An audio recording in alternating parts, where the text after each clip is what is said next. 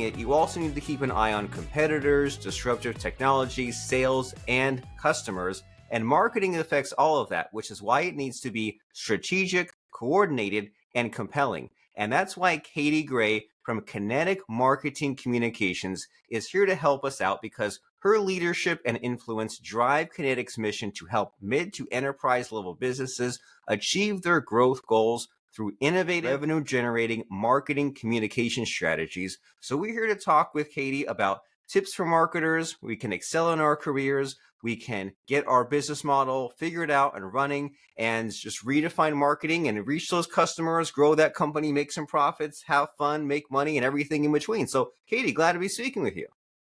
Thank you. Thanks for having me, Robert. Glad to have you. And so what did I leave out of that introduction, that bio? What are you currently so focused and passionate about? Well, I'm really passionate about delivering the best work that I can for our clients. And in order to do that, this kind of leads into sort of why I even started the business in the first place, is we're very passionate about what we do and we want to make sure that the work is superior. And to do that, you have to be able to have the capacity to do the work. You have to have people who are enthusiastic, who are motivated, who are extremely talented.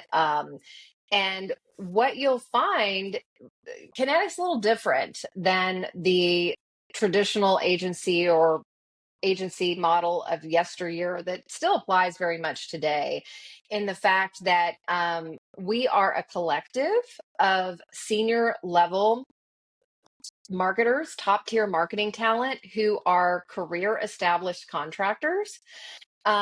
It's not that we have everybody in house. Our goal is to not build this company up, into making just all this profit. It's a very different model. It's about doing the best work we can today.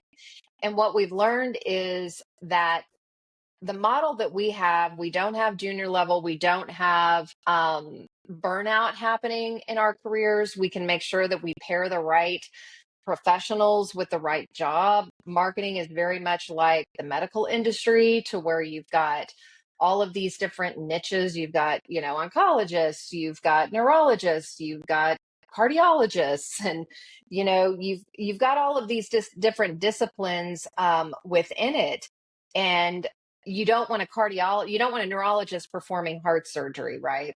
So Sure. you want to make sure that you're assembling the right team of people for the job, who have the capacity and the enthusiasm to do it. And the way we're structured, we're really able to do that. It's very agile, and our clients get the best work out of it. And all of us, are collaborative. We share the same beliefs and philosophies in terms of how we work. We're kind, we're empathetic, we're passionate, we just have a lot of joy in what we do. And we don't have that burnout because we're able to manage it well.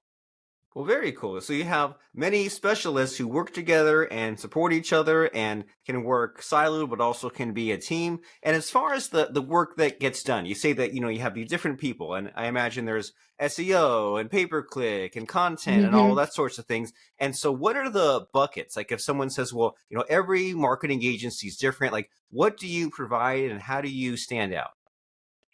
We can provide just about any any solution that's needed, all of the things that you mentioned.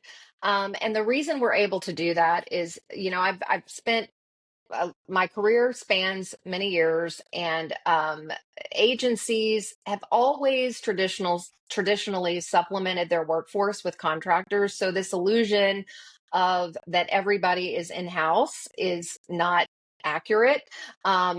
Contractors have always been a part of the model, but it's kind of been hidden, and we're being a little bit more transparent about that. And because of that, and because of all of the relationships that we've established throughout our career, we have someone that we can plug in just about any discipline, whether that's organic social media, whether that's public relations, whether that's paid social, whether that's pay-per-click, whether that's SEO, whether that's web development, whether it's developing an integrated marketing strategy where you have a generalist like myself who is adept at pretty much all of the different tactics, marketing tools and tactics available, whether it's a business to consumer challenge, whether it's a business to business challenge. We've got content strategists. We've got, content marketers. We've got just about anything that you can think of in terms of those different domains that we discussed earlier.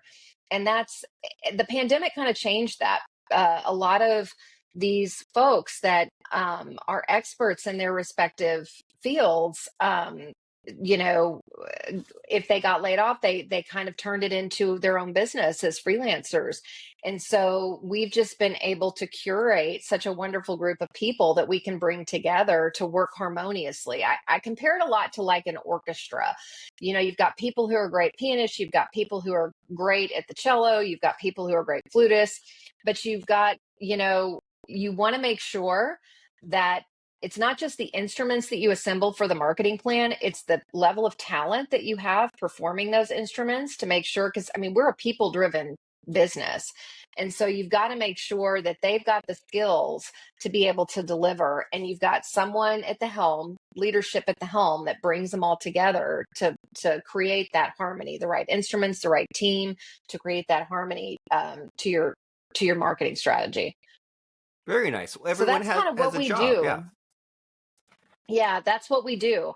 And it depends on everything in terms of the team that you pull together and the different tactics that you decide to use is dependent on many factors. Like I said, it's the goals of the client, it's the budget, it's the timeline, it's their resources. All of these different things um uh, are factors in how we assemble the team to meet the specific challenge. Well, awesome. You're a people person, right? And you're focusing on the who, not the how. You get the right talent in place, and they'll figure it out. They'll solve these really hard problems, or they'll get to these amazing solutions.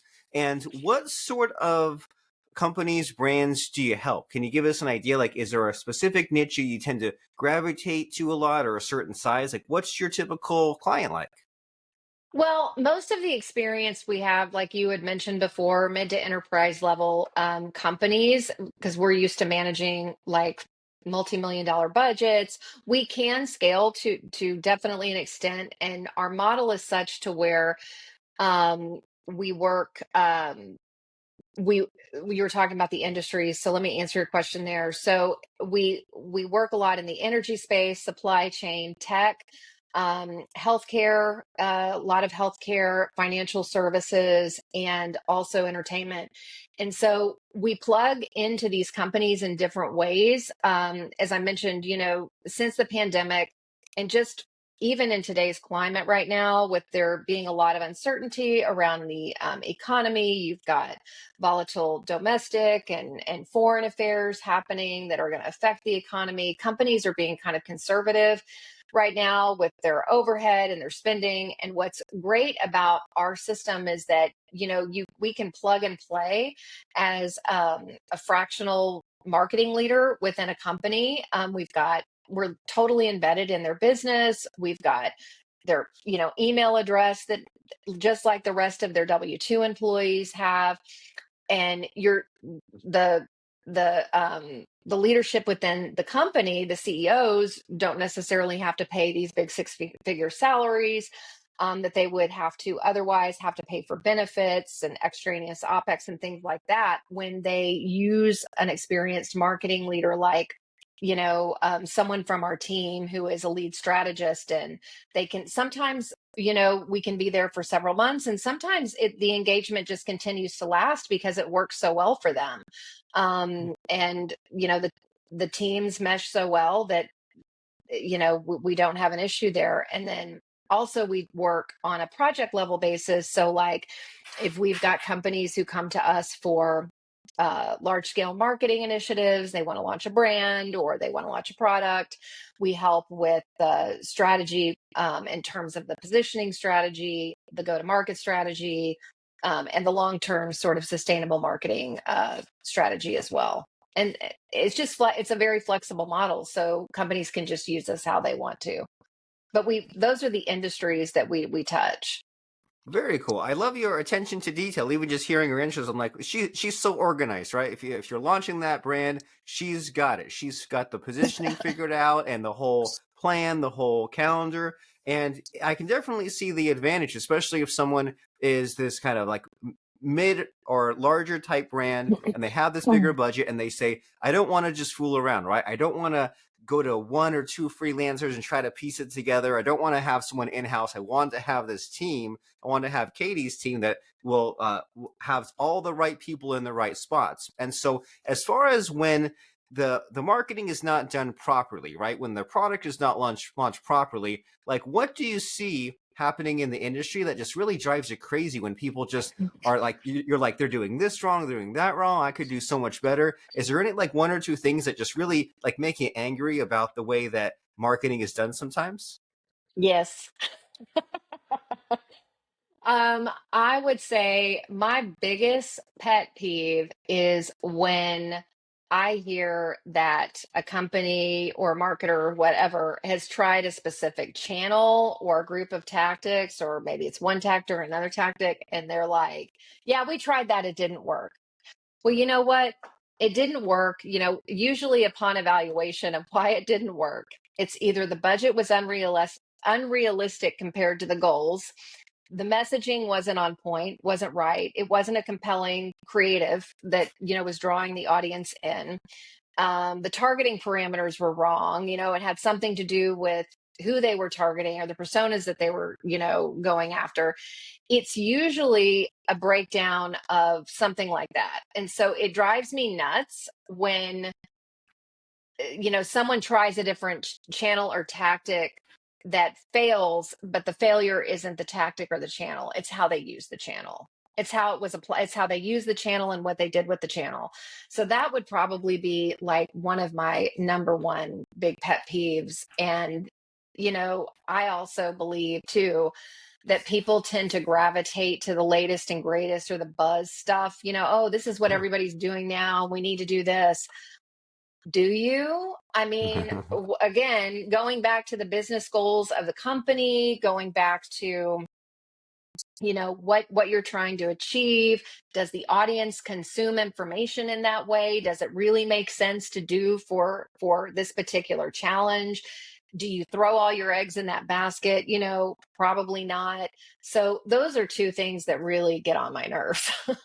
And they're interrelated, right? Like the metaphors that pop into my head as you're saying that, or there's the bright shiny object and there's spinning your wheels of saying like, ooh, there's this over here, there's this over there, look what everyone else is doing. You have that Yes. FOMO, the fear of missing out. And then the result Yes. is you're spending all this energy stopping this, starting that. And it's like, hey, you could have just stayed where you're at and you could have built up your Facebook ads. You could have got your SEO really figured out. You could have really got that email marketing campaign dialed in and the direct mail, but instead you did a little bit of each thing and you expended all this energy switching around. And and I've had conversations like that as well, Katie, of saying like, if someone says, "Oh well, YouTube ads don't work." Oh, okay, it can't just be you. It's not possible. It's the whole platform. And never mind all these other brands that are making it work, but it must be you. It must not work. And then you switch to Twitter ads, you switch to the next thing, and like all these things that aren't working, and you feel so smart because, see, I'm the only one that knows that didn't work. Well, maybe you just didn't have a specialist in place to get it done. So, as far as the what does work and what the big wins are, is there anything that you feel like humble bragging about? Is there anything where you think like, whoa, we really did really good with this marketing technique or this way of going about it that really just is working very well these days?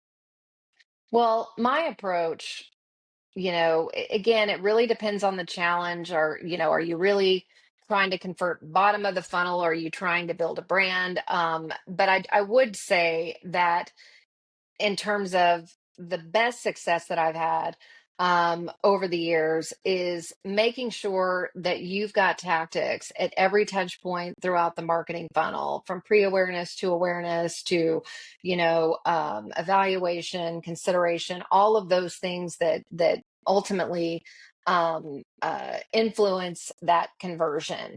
And so, from my perspective, it's an integrated approach. I feel like you don't want to just pick one particular channel, and you want to make sure that you've got kind of a set or a nice mix of channels and tactics to reach that audience, because you're going to have a lot more effectiveness if they're able to be the companies are able to connect with them on multiple touch points, and then making sure that you have enough frequency, so you've got to reach them at the right time, at the right frequency with the right message. I mean, that's kind of bottom line. And you want to do that in every stage of the funnel. You want to reach people even before they know they have a problem, but it's some kind of content that they can relate to, that they're like, oh yeah, that's happening to me. I can connect with that. And that doesn't matter if it's B2B or B2C.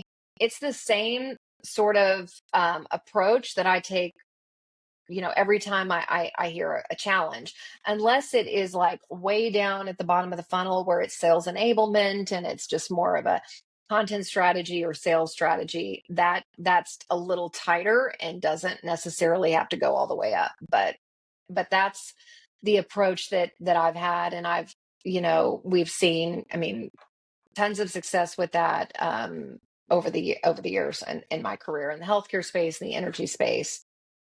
And so I would say that's how I approach it. And I like that approach. It's very scientific and people focused, of saying, okay, well, are the right people doing it, and are the right people being reached? And I like what you said there of, is it the right time or frequency or message? And it does seem very like, oh, there's like a medical analogy to it, right? You have like the human body, and if there's a integrative medicine, they say, well, what area is related to what other area? Is it a heart problem or a blood problem? Like, what's going on with the system? And let's look at all the values, Yes. all the levels, versus just like, hey, I'm a surgeon and that's all I want to do. You're saying like, hey, let's look at the whole system and find out where those bottlenecks and what there is to debug. And we can definitely use that sort of brain on it, because there's far too much of winging it, of what feels good, of I've got a Right. hammer, so where's that nail? And someone like you is like, hey, like, let me look at this whole funnel, and let me look at it kind of from like this clinical point of view,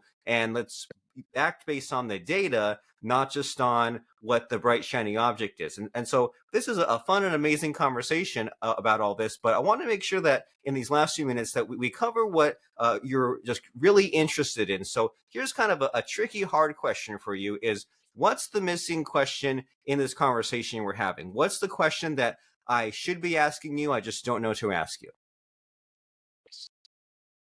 Oh, I would say one thing that we haven't talked about, and I think that your audience is made up of a lot of solopreneurs and, marketers. Um, I would say that don't underestimate to the value of soft skills and really being able to, we talked about people and collaboration and relatability. I think that's also really served me well in my career, in terms of making those human connections, picking up the phone, really connecting with, if you are working for yourself or you're working for an agency, your client, and just sharpen those interpersonal skills, because I think we all are so used to being behind the wall of a screen, for email or for Slack or whatever, which is just totally impersonal. And two, those messages sometimes get misconstrued by other people and how they receive them. And then that way, when you're talking one on one with someone, it just sharpens the communication. You know what their intentions are. And we're in the communication business. And so it Right. doesn't matter how good you are at your craft. If you can't relate to people and convey that well to people, then, you know, that's something that you really should focus on. I agree completely. It's very understated. It's one of those things that it's easy to take for granted. It's like air or food. If you're communicating well with someone, if it's going great, if you have a real smart problem solver who can just figure out the situation, then you don't notice much. But if it's toxic communication, if there's drama, if there's stress, then boy, do you notice it. And so I agree with you completely that these soft skills, these interpersonal skills, it's probably more important than ever, isn't it? Since we're hiding behind Slack and Zoom, just to check in with people and communicate and make sure things are going great and make sure that you're on the same page and that the orchestra is all working well together and that what you're talking about is what they're thinking of and you're playing to what they want and what excites them, what interests them. It's a lot to navigate, but it seems to require this daily refocus and reattention in order to apply these soft skills. And so there's a lot going on in the world, right? A lot going on with marketing. And that's why people need help from Kinetic Marketing Communications, which is at kineticcoms.com. And on LinkedIn, it's at linkedin.com/company/Kinetic Marketing Communications LLC. And then you yourself, Katie Gray, are at linkedin.com/in/Katie Gray-Kinetic. And before I let you go, Katie, I want to make sure that we do a little bit of a scary moment of the show where I try to stump you. I try to put you on the spot by asking about a quote or lesson that has served you. So what do you have for us for a quote or lesson? Well, I would say a quote that comes to mind is you become what you believe. And, if you believe you're going to fail at something, you're going to fail at something. If you believe you're going to be successful, you're going to be successful. And I would also say that, you want to surround yourself with like-minded, with people who believe the same things you believe. For me, that's things like mutual respect, empathy, grace, collaboration, and just the capacity to do the work and self-discipline. One thing about our entire team is that we don't have to take a whip to anybody because everybody is so disciplined to perform exceptional work. And so you just want to surround yourself with people who have the same values you do.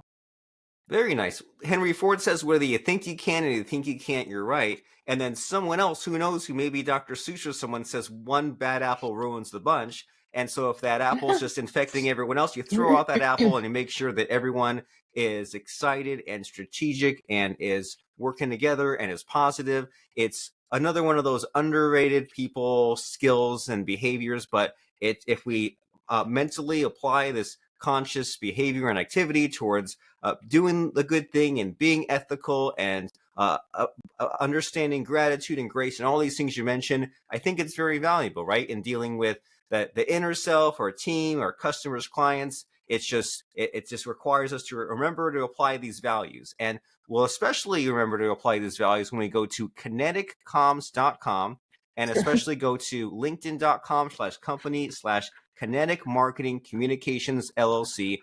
Kinetic Marketing Communications is a women-owned marketing collective of top-tier senior-level strategists and creatives.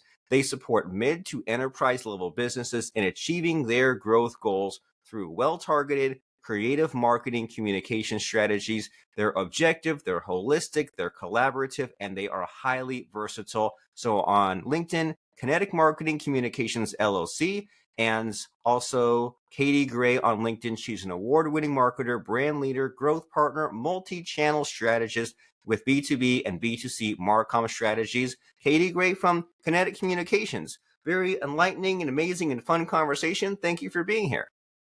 Yeah, thanks for having me. I enjoyed it.